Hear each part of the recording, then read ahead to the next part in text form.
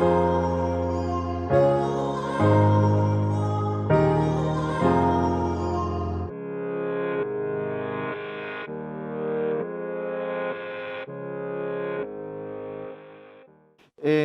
a hablar en esta última sesión del dolor. Antes les recuerdo que tenemos abierta una encuesta. Ya les planteo las dos últimas preguntas y les agradezco nuevamente su interacción con nosotros. Las vemos ahora en pantalla, será la 9, esta es la 8, ahora nos pondrá nuestro compañero la siguiente. ¿Qué es lo que más temes ante una enfermedad menos la muerte? Bueno, pues aquí tenemos que el 45%, todas ellas, que son el dolor, se teme, las limitaciones físicas, el sufrimiento psíquico, la incertidumbre por la falta de un diagnóstico, o cómo se lo cuento a mi familia. Este es el menor porcentaje. Pueden ustedes votar. Me pedían a través de un WhatsApp también que nuestros compañeros de redes sociales que están siguiendo el streaming puedan compartir el link de esta encuesta también en los canales oficiales del foro para que la gente también pueda desde sus casas interactuar, ¿no? Con smenti.com y el código 29051197. Tenemos una última pregunta relacionada con este entorno del dolor, que sería ¿qué grado de tolerancia crees que tienes ante el dolor? Bueno, aquí hay un término medio, ¿no? A la izquierda tenemos poco dolor o muy sensible y la sensibilidad al dolor está en un término medio, ¿no? Ahí en el punto. Muy bien, es muy interesante. En nuestra sociedad el dolor crónico no se vive solamente como un daño físico, sino también como una interrupción del estilo de vida. Están con nosotros la doctora María Madariaga, que es la presidenta de la Sociedad Española del Dolor, que le están poniendo el micro, ahora vendrá. También está Luisa Fernanda Panadero, que es vocal del Foro Español de Pacientes. ¿Qué tal? Bienvenida. Por favor, toma asiento. Además, ella es presidenta de la Asociación de Fibromialgia de la Comunidad de Madrid. Está con nosotros también el doctor Julio Zarco, que es el presidente de la Fundación Humans, la Rueda del Dolor. Don Julio, bienvenido. Muchísimas gracias. Tome asiento, por favor. Y está también la doctora Dolors Navarro, del hospital, la directora del área de participación y capacitación de pacientes en el Hospital Sant Joan de Déu. Dolors, bienvenida. Y es también asesora científica y experta en salud del Foro Español de Pacientes. Ahora se incorporará la doctora María Madariaga, a la que presentaré nuevamente.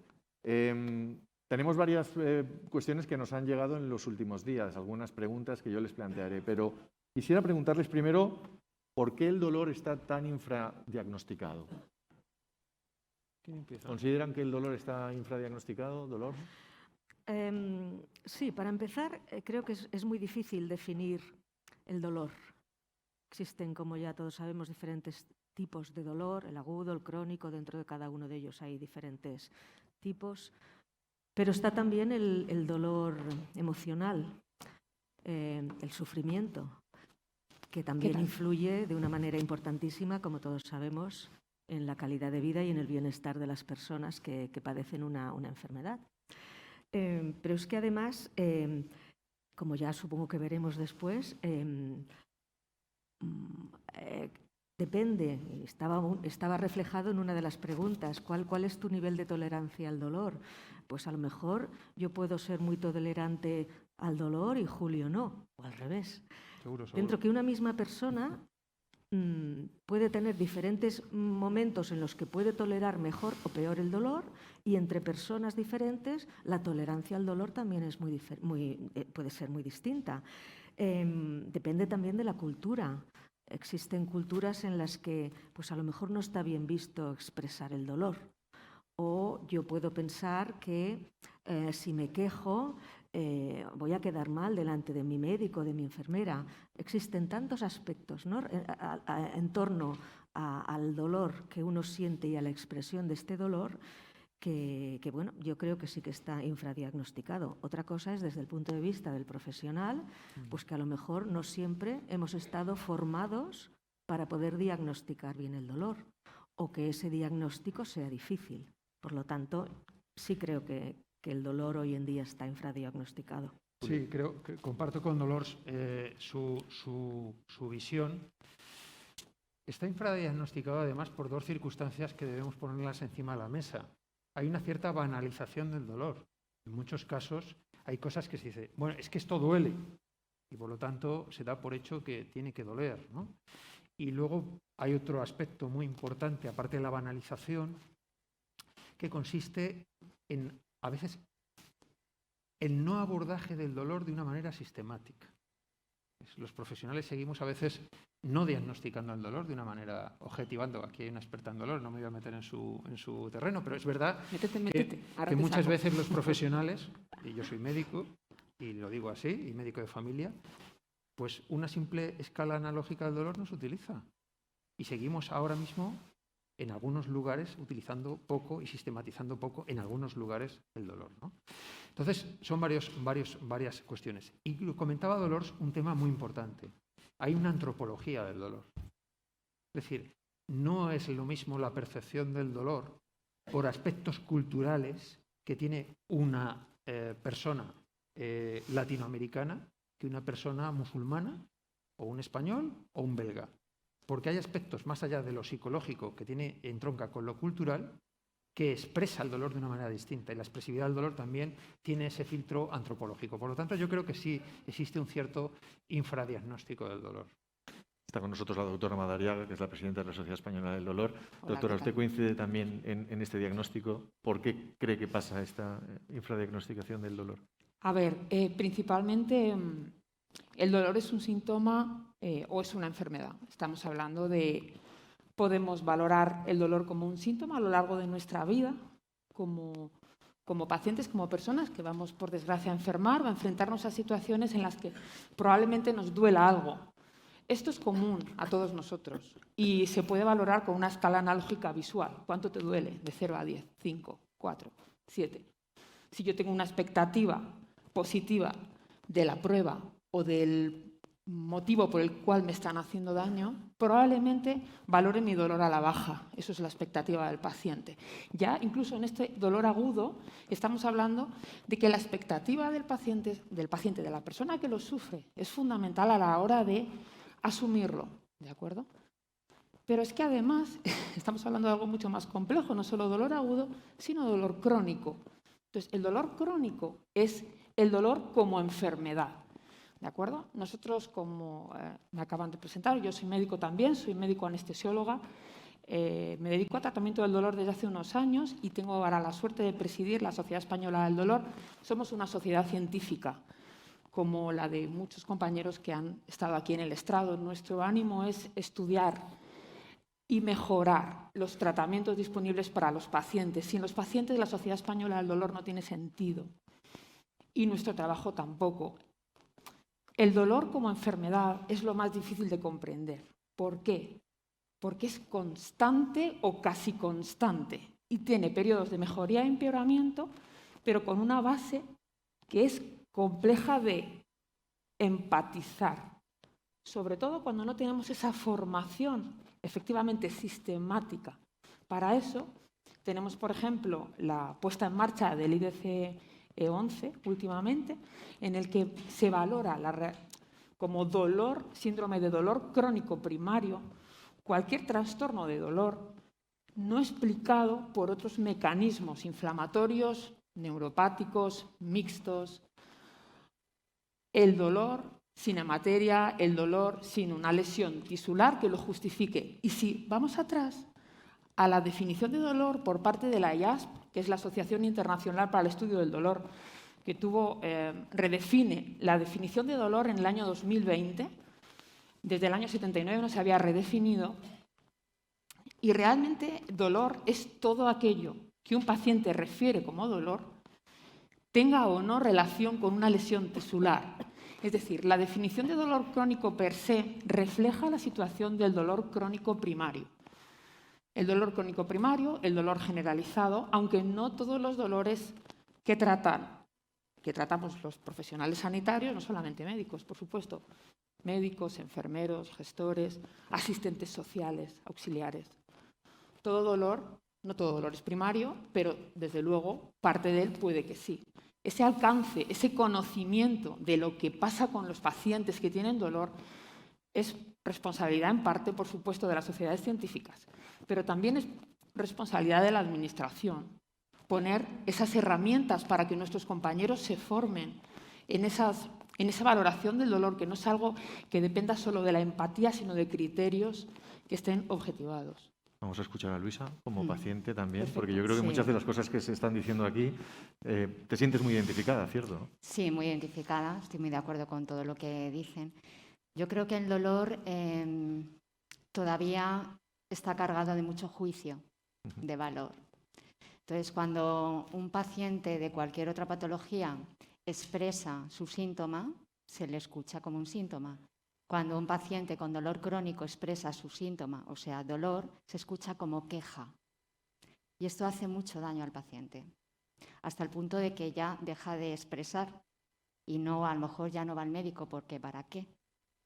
O en la misma familia se escucha una queja cuando está simplemente diciendo su síntoma. Entonces, esto es complicado a lo mejor de entender y es tiempo ya, ¿no?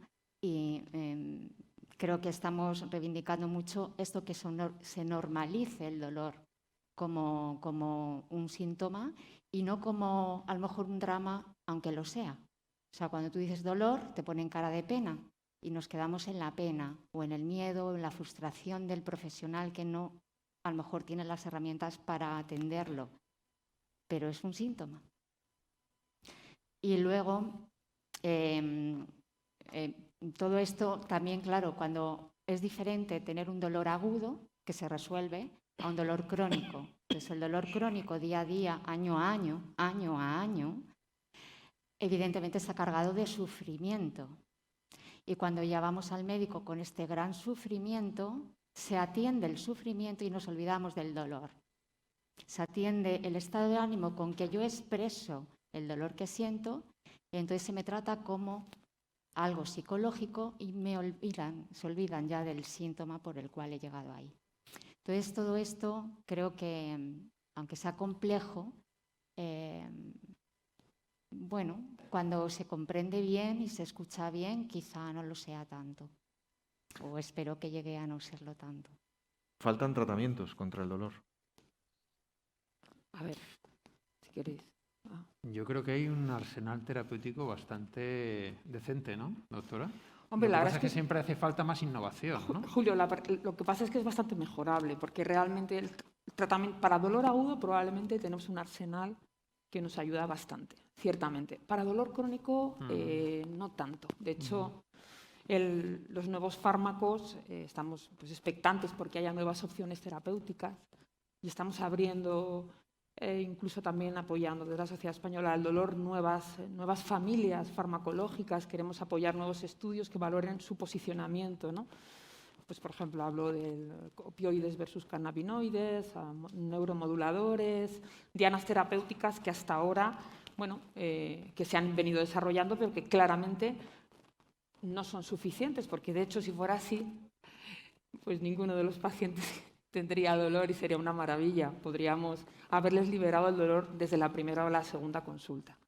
Y eso, por desgracia, pues no siempre es así. Dolor. Lo que pasa es que, claro, tenemos que partir también de la base en que hay que realizar ya un cambio de chip en todo esto, porque si no, seguirán pasando los años, ¿no? Y estaremos con esta dificultad, como comentabas, de que ya no se tiene en cuenta eso, ¿no?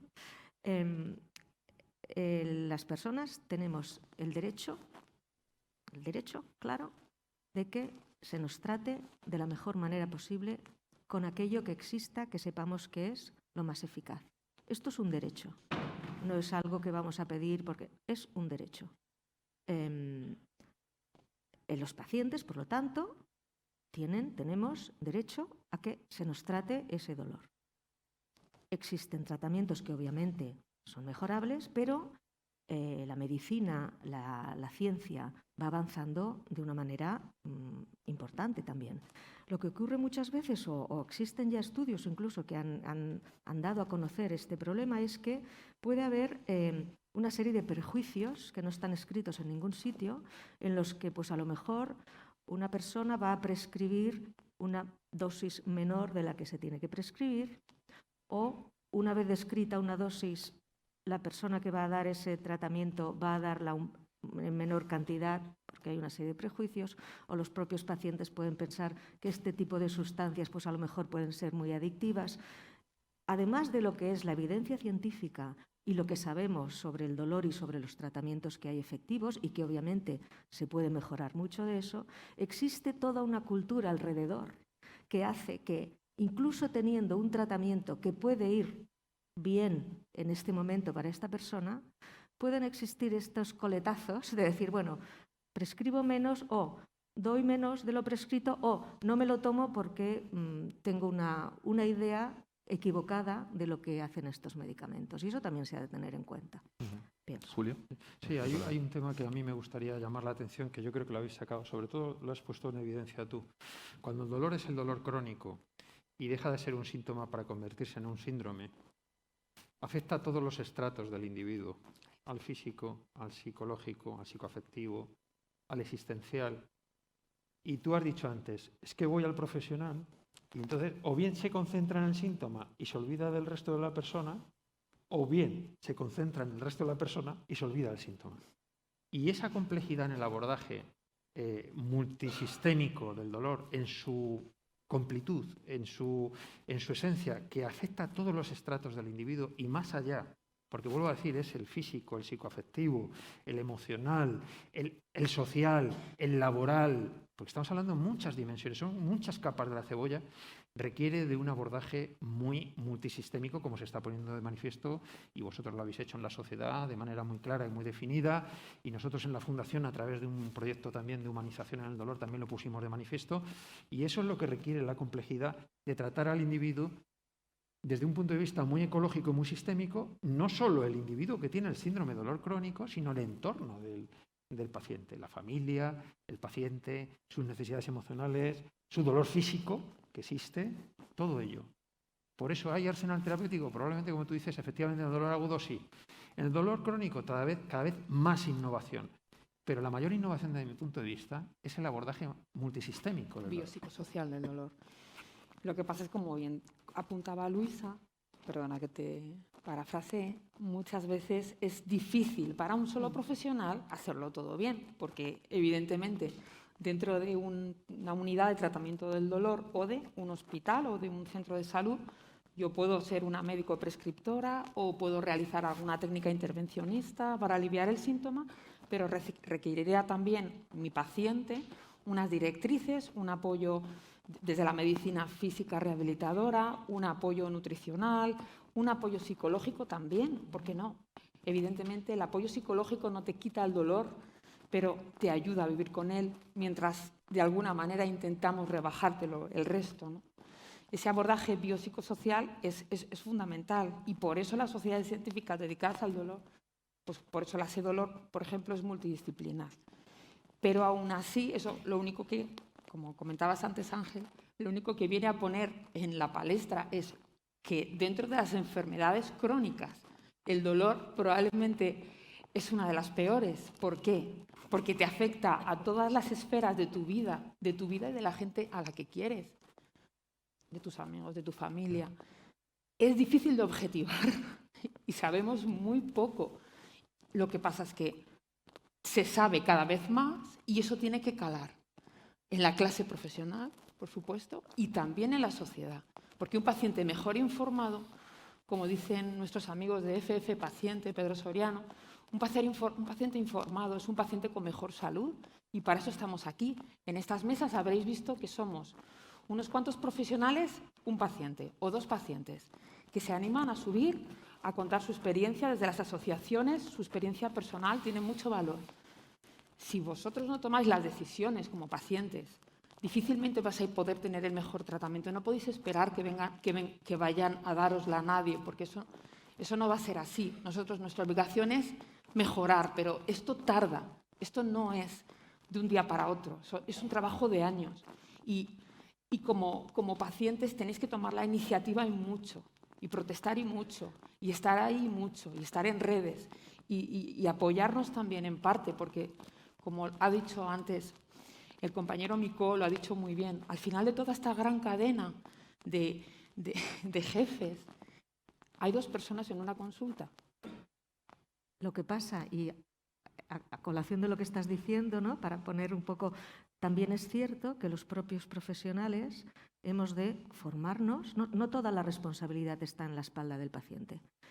Los pacientes obviamente tienen que hacer un esfuerzo, se les pide, como comentábamos al principio de la mañana, cada vez se les pide más estar más preparados, conocer también las características del sistema sanitario, cómo movernos, claro que sí. Pero eso no serviría de nada si en paralelo no tenemos unos profesionales que sean sensibles a la situación por la que vive el paciente, que sepan facilitar que el paciente sea más activo y que de alguna manera faciliten esta incorporación del paciente experto activo en la toma de decisiones. Yo creo que es un binomio en el que tenemos que trabajar conjuntamente. El paciente ha de tener un rol más protagonista, se ha de formar para ello, pero evidentemente el profesional ha de también ver de buena manera, con buenos ojos, tener un paciente al lado que sea más activo y que esté más interesado en conocer y en saber qué hacer, en este caso, pues para abordar su propio dolor, y que pueda hacerte preguntas y que pueda venirte incluso planteándote retos. El profesional ha de estar formado para eso también, y por eso el papel de las universidades hoy en día es importante, pero sobre todo en los que están trabajando ahora. Los alumnos que están ahora en las universidades, como decía el doctor Boy Ruiz antes, claro, los vamos a tener dentro de unos años, pero los que están hoy padeciendo dolor necesitan que estos profesionales cojan rápidamente el testimonio y que se pongan las pilas también. Por lo tanto, hay que hacer trabajo a medio y largo plazo, pero hoy en día... Hoy no. Quiero escuchar a Luisa. Yo te escucho a ti. Sé que tienes muchas cosas que contarnos súper interesantes. Nos liamos. Es muy interesante lo que cuentas, sin duda. Luisa, perdón. Desde luego estoy totalmente de acuerdo con que el tratamiento del dolor crónico tiene que ser multidisciplinar. Eso no hay ninguna duda. Porque si los fármacos, claro, el dolor es muy amplio y para algún tipo de dolor hay tratamientos farmacológicos muy específicos y muy eficaces, pero para otros, por ejemplo, en mi patología, no es tanto. Y a veces se cae también en la polimedicación, en la farmacodependencia, que esos son grandes problemas añadidos. Entonces, el tratamiento multidisciplinar es fundamental, tener pues, fisioterapeuta, psicólogo, nutrición, por supuesto, todo. Volvemos a lo que llevamos diciendo toda la jornada, falta de recursos. Al final siempre es lo mismo, falta de recursos. Pues podemos tener muy buenos profesionales, pero si no tienen la posibilidad de derivar a una unidad multidisciplinar, pues ahí estamos, ¿no? Y luego también el tiempo de las consultas. 5 minutos de consulta en una enfermedad compleja, pues a veces no es suficiente. O sea, al final... fundamental esto. Eso, estamos paciente médico en una consulta, el paciente muy ansioso, con mucho dolor y con su estado de ánimo, y un profesional muy frustrado. Perdonadme la expresión, pero a veces yo creo que es así, de la impotencia que resulta en no poder ayudar como necesita ese paciente, ¿no? Porque al final... ¿Se puede cuantificar el dolor? Bueno, da igual, si a mí me duele 8, es 8. Da igual lo que sea para ti, o sea, al final es 8, yo vivo con 8, ¿no? De 0 a 10. Y esto es algo añadido al dolor crónico, que cuando es un dolor agudo y tienes 8 de dolor, te dan una baja y se te pasa. Y cuando tienes 8 de dolor en un dolor crónico, te vas a trabajar un día otro y otro y otro y otro y otro con un 8 de dolor. Entonces volvemos también a lo mismo. Hay un problema social, un problema laboral, un problema familiar, una enfermedad, o sea, dolor crónico es no solo tener una patología, sino tener muchos problemas económicos a veces, porque te tienes que ir del trabajo o te echan. Es importantísimo. Necesitas gastarte mucho dinero en fisioterapia, psicólogo, lo que necesites extra, porque no hay el servicio que uno necesita para llevar el día a día, no para vivir muy bien, sino para llevar el día a día. O sea, al final es un problema importante sociosanitario. María, ¿querías añadir algo? No, era sobre dolor, se había comentado el tema de la formación, solamente para que os hagáis una idea. Hay más horas dedicadas al tratamiento del dolor en animales en el grado de veterinaria que dedicadas al dolor humano en el grado de medicina a día de hoy. Aunque es verdad que hay algunos planes de estudio que van mejorando, pero los médicos salimos de la facultad con una formación en dolor muy mala, más bien ausente. De hecho, el dolor aparece en un montón de síndromes que hemos estudiado, pero realmente no sabemos sistematizar el dolor. Lo aprendemos muchos años después. Tampoco estamos sensibilizados hasta que no empezamos a ver a los pacientes y a contactar con ellos y a tener también la suerte de poder saber lo que es esta realidad, ¿no? Y empiezas a formarte después. Entonces, esa formación del profesional, si tú no conoces, es difícil que puedas ayudar. Y aunque, como decía Luisa perfectamente, a lo mejor yo no te lo pueda quitar, a lo mejor te puedo mejorar el descanso nocturno o puedo mejorar tu estado de alerta si te rebajo una medicación que te sienta mal. A lo mejor no te adaptas 100% al trabajo, pero te hago más llevadera la vida, que es de lo que se trata. No son máximas, te lo quito. No te lo voy a quitar, pero voy a intentar reducírtelo al máximo posible, ¿no? Al revés. Quería decir al mínimo posible. Sí, es aportar un dato. El año pasado aquí en la Universidad Complutense hicimos un estudio y solamente el 8% de las universidades españolas destinaban recursos al estudio del dolor y lo que va asociado al dolor con habilidades comunicacionales, etcétera, etcétera, ¿no? Segundo, tienen que cambiar los planes de estudio. ¿Estás bien? Sí, no. No es COVID. Perdona, no, pero esto es terrible. Es terrible. No es COVID, no es COVID. Tenemos que cambiar los planes de estudio de una manera muy, muy importante. Y esta es una discusión con mi amigo Boy Ruiz de hace mucho tiempo, ¿verdad? De que él, como buen traumatólogo, dice, el número del médico no es lo mismo que el número de la enfermera. Pues entonces, ¿por qué estudian de manera distinta, no? Pero es que fíjate que es que nosotros a los alumnos de medicina y de enfermería no les enseñamos a enfrentarse con el dolor, la enfermedad y la muerte. Es decir, formamos a unos técnicos maravillosos, excepcionales, y en cambio no les formamos en el core de la persona, que es que van a estar manejando la enfermedad y el dolor de una manera continua y la muerte. Ni siquiera saben manejar la suya. ¿Cómo van a manejar la de los demás? Por lo tanto, se necesita efectivamente una reorientación importante de los planes de estudio, sin lugar a dudas. Y se dan cuenta efectivamente, yo, anécdota a pie de página, hace un par de años tenía una residente aquí, muy buena, que fue número 4 o 5 del MIR, y decía, cuando estaba en sexto, que quería ser médico de familia o médico internista. Sacó un número fantástico en el MIR y hizo medicina interna. Y me decía, yo lo único que no aguanto es que la gente se queje. Y yo le dije, no hagas medicina interna. Puedes ser radiólogo, anatomopatólogo, microbiólogo. Se puso a hacer medicina interna aquí. Ahora creo que es una buena residente en radiología. Tengo 3 vídeos, 3 preguntas que nos han llegado de las redes sociales y son las 2 de la tarde y ya estamos fuera de tiempo, pero las vamos a poner las 3 y las vamos a contestar y alargamos, aunque nos venga el olorcito ya que hoy huelo del catering. Vamos a poner la primera pregunta, por favor.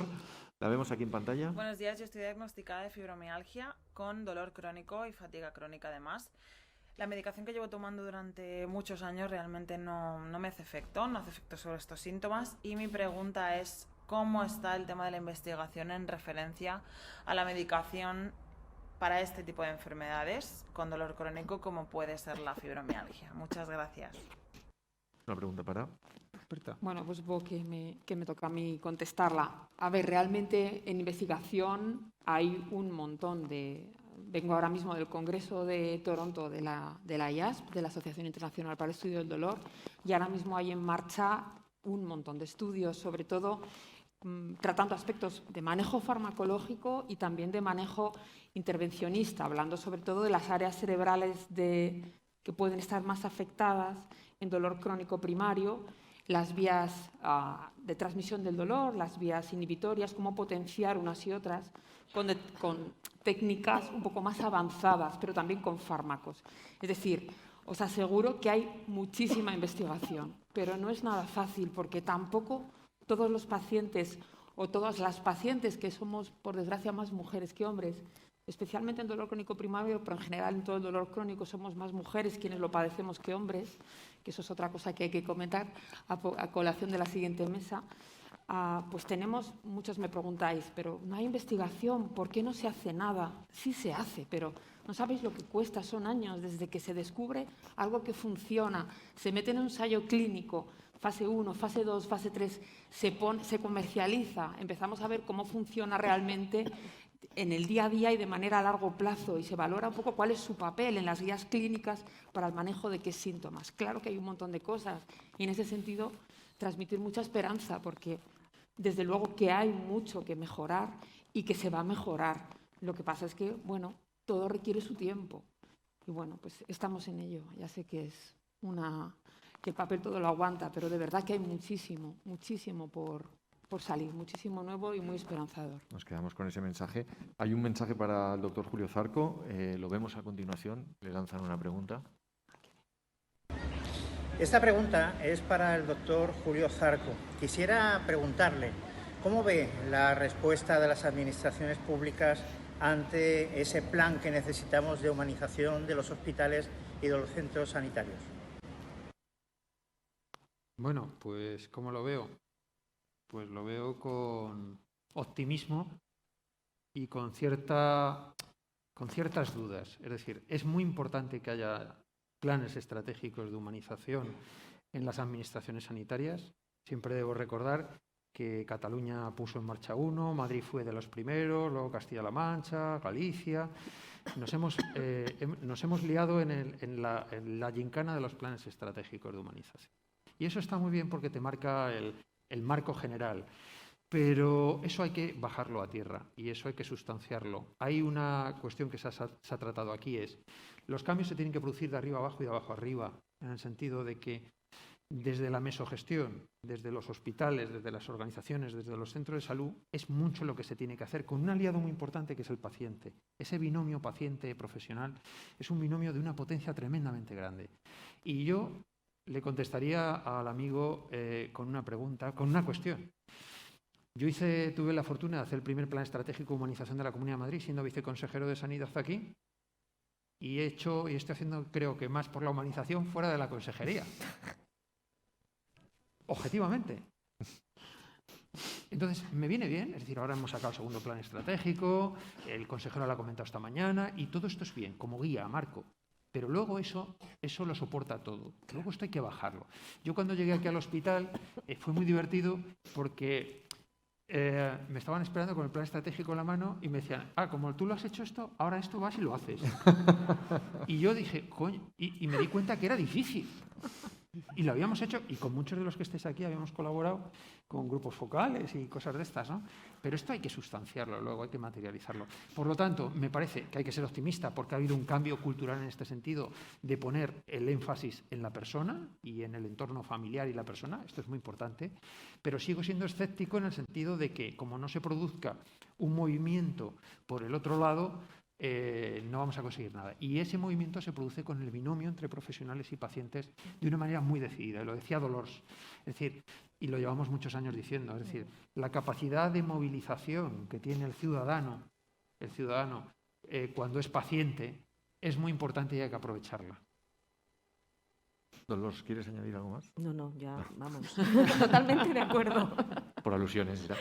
Vale, pues la última cuestión que nos plantean, creo que es para la doctora Madariaga. Hola, soy Leonor Pérez, vocal de la Asociación Leonesa de Enfermedades Raras y Sin Diagnóstico, ALER, y mi propuesta o sugerencia va hacia la doctora Madariaga, a la que pediríamos, como presidenta de la SED, algún tipo de decálogo o propuestas en torno a las enfermedades raras, ya que la mayor parte de ellas cursan dolor crónico y nos sentimos invisibles en todos los foros y discriminados por razón de nuestro código postal. Gracias, desde Valladolid. Pues a ver, realmente las enfermedades raras tienen, incluso un documento marco del Ministerio del año 2014, justo, para líneas estratégicas, para el manejo, líneas estratégicas del acceso a los distintos especialistas de distintas enfermedades raras. A ver, yo creo que nuestra paciente, nuestra espectadora Leo, sobre todo se refiere a la falta de empatía que a veces se encuentra, creo, que igual no es así, Ángel, sino la falta de empatía o la falta de crédito o la falta de búsqueda de alternativas terapéuticas o de alternativas de mejora cuando el paciente lleva muchos años diagnosticado o no, o con un diagnóstico fluctuante, porque eso también ocurre, ¿verdad? Los diagnósticos aparecen, luego desaparecen, van cambiando los carteles. Y claro, si no tienes un diagnóstico, si no tienes un síndrome que dices, yo tengo esto, difícilmente puedes tener una ayuda, ¿no? Y si no tienes tampoco ese cartel, este diagnóstico, tampoco puedes obtener el acceso a distintos especialistas. Entonces, yo desde luego creo que los decálogos, Leo, son muy importantes, pero creo que son más importantes las acciones. Es verdad que los decálogos son fundamentales. En todos los congresos hay declaraciones de Toronto, declaración de Lima, declaración de Montreal en 2011, pero realmente la estrategia nos la sabemos. Lo que hay que hacer es ponerla en marcha, implementarla. Lo que no puedes permitir es que haya una precariedad profesional como la que estamos sufriendo en muchas comunidades autónomas y que nuestro compañero de Semergen ha relatado perfectamente. Entonces, si tú esto no lo pones, tú puedes esperar mucha empatía, pero si el profesional no puede hacer su trabajo por el que está ahí para atenderte a ti, es difícil que todo esto tenga realmente una repercusión. Pero vamos, hacemos el decálogo cuando queráis, que seguro que por lo menos da visibilidad, que no está nada mal, y hace pensar a alguno que otro. Pues María, Dolors, Julio. Sí, aplaudan, siéntense libres, por favor. Luisa, a los cuatro muchas gracias y disculparme también por el tiempo, porque se nos echa encima y serían temas para abordar con más longitud temporal, pero bueno, creo que los mensajes están clarísimos y tenemos que empezar a construir desde esos mensajes.